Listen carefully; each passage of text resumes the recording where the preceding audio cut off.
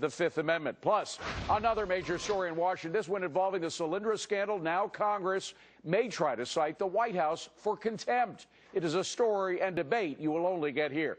Also, Donald Trump and Newt Gingrich, they're supposed to meet in New York. Why do Republicans running for president keep seeking the Donald's blessing? But first, our top story, a stunning development on Capitol Hill. A congressional panel has subpoenaed Jon Corzine to testify next week about his role in the collapse of now bankrupt MF Global. A member of that panel is Republican Congressman Randy Neugebauer. He is of Texas, and he joins us now for a first on Fox Business interview. Congressman, great to see you. So any word from former Senator Corzine about whether he'll plead the Fifth? Well, we don't know about that, but we have needed him to come and appear before our panel.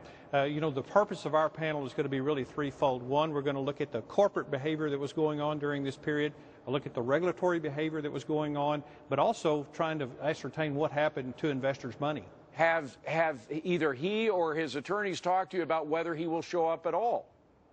Well, we gave them a deadline, and unfortunately that deadline came and went, and so unfortunately I think we're headed now to issuing a subpoena for Mr. Corzine to come and here before our commission. Okay, if he does not show, despite the subpoena, he is automatically in contempt of Congress?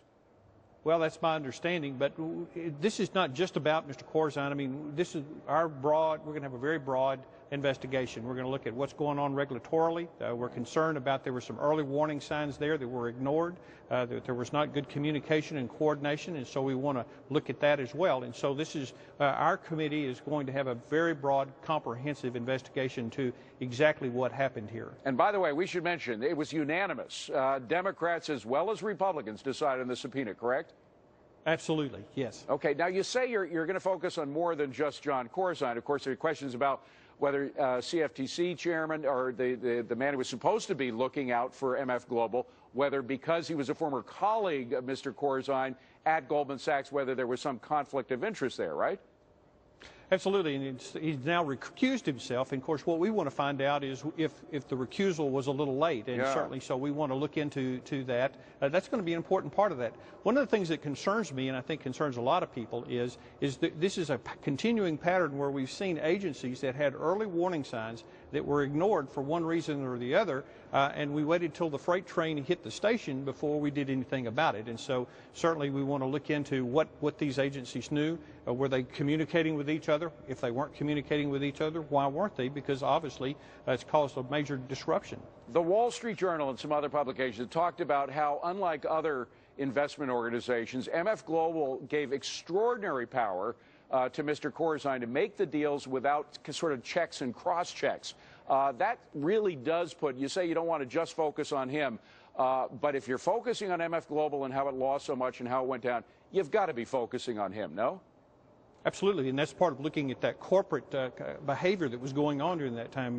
What kinds of safeguards were put in place within the corporation? Were those safeguards being ignored by management? I think one of the things this is a very serious issue, and we have to look at it very comprehensively. Now, Dodd-Frank, correct me if I'm wrong, but this was supposed to, prevent all this stuff from. In fact, Mr. Corzine himself, when he was governor, was railing about all these leveraged up deals on Wall Street and how new legislation was going to prevent it from happening.